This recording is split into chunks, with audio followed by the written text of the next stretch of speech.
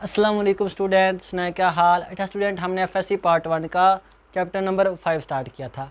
तो आज उसी चैप्टर में से हम देखेंगे कि लीनियर एक्सेलरेशन और एंगुलर एक्सेलरेशन का क्या ताल्लुक़ होता है, क्या इनके दरमियान रिलेशन है। हम ये इक्वेशन तो पढ़ लेते हैं। ये इक्वेशन हमें क्या बताती है, हम डिटेल से देखेंगे कि इस इक्वेशन का फिज़िकल मीनिंग क्या है, और देखेंगे कि जब ऑब्जेक्ट सर्कुलर पाथ के ऊपर मूव कर रहा होता है तो उसके पास कितनी टाइप के एक्सेलरेशन होते हैं। ये इस क्वेश्चन में बच्चे अक्सर कंफ्यूज रहते हैं कि कितनी टाइप के एक्सेलरेशन हैं और कौन कौन से एक्सेलरेशन हैं, और सर्कुलर मोशन में किस एक्सेलरेशन की मेन ज़रूरत होती है ऑब्जेक्ट को सर्कल में मूव करने के लिए। तो इन तमाम क्वेश्चन के आंसर इंशाल्लाह आपको आखिर में मिल जाएंगे। तो मेरा नाम जाहिद इमरान और आपका ये चैनल फिजिक्स एकेडमी। तो चलें शुरू करते हैं। हम रिलेशन देखते हैं लीनियर एक्सेलरेशन का और साथ में एंगुलर एक्सेलरेशन का। स्टूडेंट पीछे पहले तो देखते हैं कि लीनियर एक्सेलरेशन है क्या। एक्सेलरेशन क्या होता है स्टूडेंट? टाइम के साथ साथ किसी भी ऑब्जेक्ट की लीनियर पाथ के ऊपर टाइम के साथ साथ लीनियर वेलोसिटी में जो चेंज है, उस चेंज को हमने कह दिया लीनियर एक्सेलरेशन। क्या स्टूडेंट, हमारे पास लीनियर पाथ के ऊपर जब भी कोई ऑब्जेक्ट मूव कर रहा होता है, हरकत कर रहा होता है लीनियर पाथ के ऊपर, तो उस पाथ के ऊपर उस ऑब्जेक्ट की वेलोसिटी में जो टाइम के साथ चेंज है वो हमारे पास है लीनियर एक्सेलरेशन। और एंगुलर एक्सेलरेशन क्या है कि हमारे पास जब कोई ऑब्जेक्ट सर्कल में मूव कर रहा होता है तो सर्कुलर पाथ के ऊपर किसी भी ऑब्जेक्ट की सर्कुलर वेलोसिटी में जो टाइम के साथ चेंज है, वो चेंज हमारे पास एक नई क्वांटिटी हमें बताती है। उस क्वांटिटी का नाम हमने रख दिया एंगुलर एक्सेलरेशन। लेकिन बात स्टूडेंट यहाँ पे ये आती है, क्वेश्चन ये आता है कि ठीक है, जब हमने एंगुलर मोशन की बात की, सर्कुलर मोशन की बात की, उस वक्त एंगुलर एक्सेलरेशन की तो आने का मतलब बनता है, जाहिर बात है सर्कुलर मोशन हो रही है तो एंगुलर एक्सेलरेशन होगा। लेकिन लीनियर एक्सेलरेशन इस सर्कुलर मोशन में, एंगुलर मोशन में क्या कर रहा है, पहले तो हम इसको देखते हैं। तो स्टूडेंट हमारे पास ये सेंटर है, ये हमारे पास किसी भी सर्कल का रेडियस है। जब ऑब्जेक्ट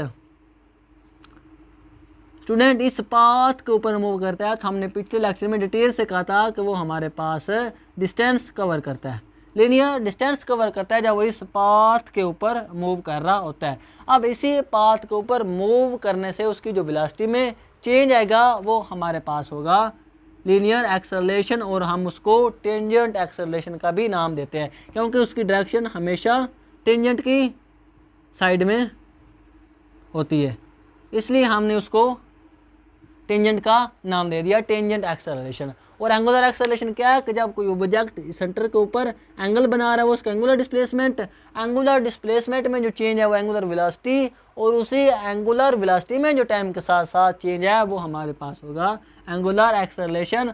और इसकी जो डायरेक्शन होती है वो हमारे पास अपवर्ड डायरेक्शन में होती है। जिस एक्सिस के इर्द गिर्द कोई ऑब्जेक्ट मूव कर रहा होगा उस एक्सिस की डायरेक्शन में ही इस हमारे पास एंगुलर एक्सेलरेशन की डायरेक्शन होती है।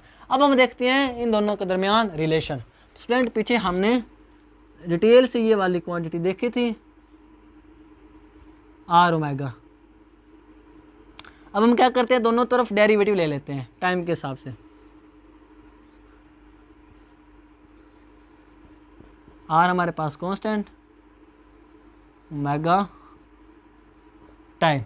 तो उसमें हमारे पास ये वेलोसिटी का टाइम के साथ चेंज क्या है, लीनियर एक्सेलरेशन या टेंजेंट एक्सेलरेशन, आर कांस्टेंट, और ओमेगा का हमारे पास क्या आता है एंगुलर एक्सेलरेशन।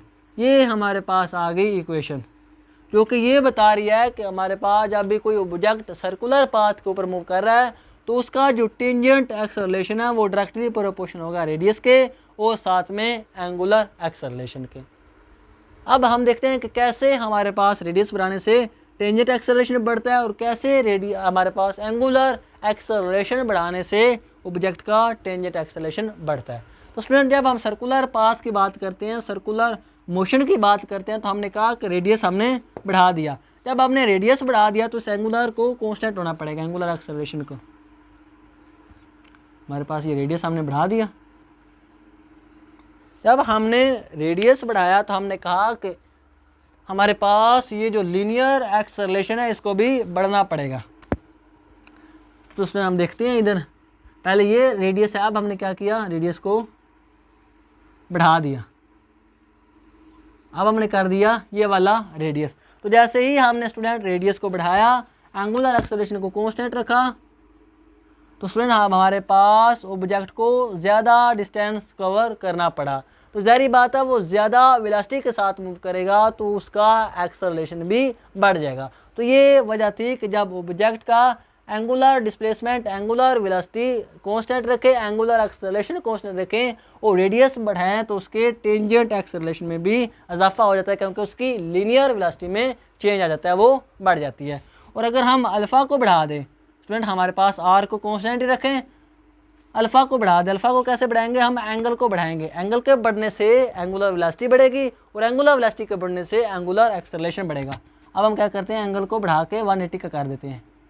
तो अब जब हमारे पास एंगुलर डिस्प्लेसमेंट बढ़ा तो एंगुलर वेलोसिटी बढ़ी, एंगुलर वेलोसिटी बढ़ी तो एंगुलर एक्सेलरेशन बढ़ा।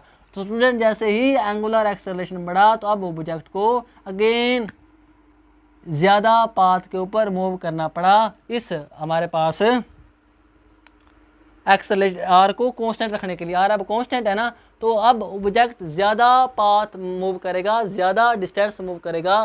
तो जब वो ज़्यादा डिस्टेंस मूव करेगा तो उस वक्त उसका जो एक्सेलरेशन है वो बढ़ जाएगा, क्योंकि उसकी टेंजेंट वेलोसिटी जो है वो बढ़ गई है। तो यहाँ से ये पता चल गया कि हाँ, जो हमारे पास टेंजेंट एक्सेलरेशन है ये आर बढ़ाने से भी बढ़ता है और एंगुलर एक्सेलरेशन को भी बढ़ाने से टेंजेंट एक्सेलरेशन में इजाफा होता है। अब देखते हैं हम जो नेक्स्ट बात है कि कितनी टाइप के एक्सेलरेशन होते हैं सर्कुलर पाथ में। सर्कुलर पाथ के ऊपर जब कोई ऑब्जेक्ट मूव कर रहा होता है तो वो कितने टाइप के एक्सेलरेशन लेके चलता है। तो स्टूडेंट अब हम देखते हैं कि जब कोई ऑब्जेक्ट सर्कुलर पाथ के ऊपर मूव कर रहा होता है तो उस वक़्त उसके जो एक्सेलरेशन है वो स्टूडेंट 3 टाइप के एक्सेलरेशन उसके पास होते हैं। 3 टाइप के एक्सेलरेशन। एक उसका एक्सेलरेशन होता है टेंजेंट एक्सेलरेशन जो हमने अभी कहा, और इसकी डायरेक्शन हमेशा टुवर्ड द टेंजेंट होगी, ऐसे ऐसे। एक कौन सा हो गया? Tangent acceleration.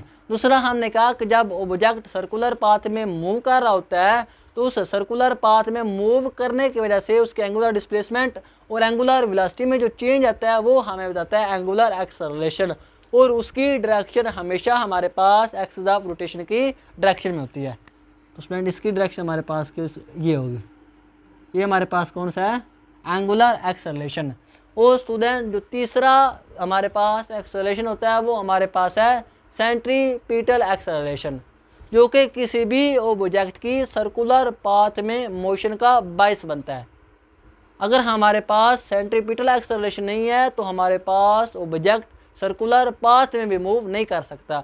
सर्कुलर पाथ में मूव करवाने के लिए ऑब्जेक्ट के पास सेंट्रीपिटल एक्सेलरेशन का होना ज़रूरी है। ये दोनों ना भी हो तो काम चल जाएगा, लेकिन सेंट्रीपिटल एक्सेलरेशन का होना ज़रूरी है, जिसकी डायरेक्शन हमेशा टुवर्ड्स द सेंटर होती है, जिसकी डायरेक्शन हमेशा टुवर्ड्स द सेंटर होती है। तो ये हमारे पास 3 किस्म के एक्सेलरेशन आ गए। टेंजेंट एक्सेलरेशन टुवर्ड टेंजेंट, हमारे पास जो एंगुलर एक्सेलरेशन है वो हमारे पास हमेशा एक ही डायरेक्शन में रहता है, और उसकी डायरेक्शन कौन सी होती है? एक्सिस ऑफ रोटेशन वाली डायरेक्शन। और हमारे पास ये जो सेंट्रीपिटल एक्सेलरेशन है ये हमेशा टुवर्ड्स द सेंटर होगा। अब हमने एक छोटी सी बात की है अभी कि ठीक है भाई, ये दोनों ये भी ना हो ये भी ना हो, हमारे पास काम चल जाएगा, लेकिन इसका होना ज़रूरी है। अब इसका क्या मतलब है? तो स्टूडेंट सपोज करो हमारे पास कोई ऑब्जेक्ट इस सर्कुलर पाथ में कांस्टेंट वेलोसिटी के साथ मूव कर रहा है।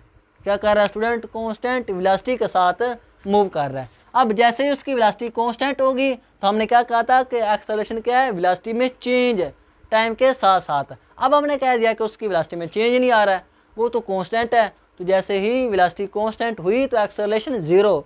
स्टूडेंट एक्सेलरेशन कांस्टेंट नहीं होगा, एक्सेलरेशन कांस्टेंट उस वक्त होता है जब कांस्टेंट टाइम इंटरवल के साथ साथ कांस्टेंट वेलोसिटी में चेंज है। पहले सेकंड में 5 है, दूसरे सेकंड में 10 है, तीसरे सेकंड में 15 होगी। लेकिन जब हम बात करते हैं हमारे पास कांस्टेंट वेलोसिटी की तो उस वक्त हमारे पास क्या मतलब है कि वेलोसिटी चेंज ही ना हो। अगर पहले सेकंड में 5 है, दूसरे में भी 5, तीसरे में भी 5, तो जब इस तरह वेलोसिटी कांस्टेंट हो तो उस वक्त एक्सेलरेशन ज़ीरो होता है। अब हमने क्या किया कि वेलोसिटी क्या होगी? हमारे पास कांस्टेंट होगी, वेलोसिटी में हमारे पास क्या होगी, कांस्टेंट होगी। जैसे ही वेलोसिटी कांस्टेंट हुई तो उसका एक्सेलरेशन 0 हो गया। अब हमारे पास उसका टेंजेंट एक्सेलरेशन भी 0 है और उसका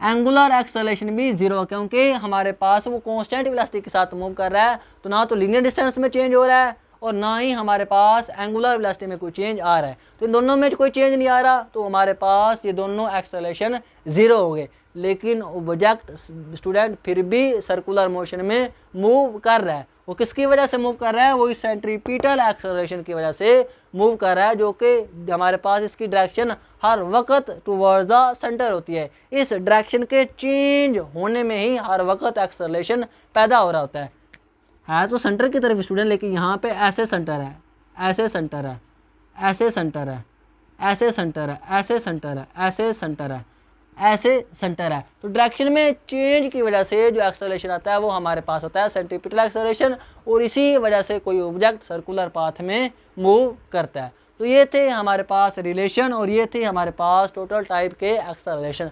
आई होप इसके रिलेटेड आपके सारे क्वेश्चन क्लियर हो गए हैं। आज के लिए इतना ही, इंशाल्लाह मिलेंगे अगली वीडियो में। ओके, अल्लाह हाफिज़।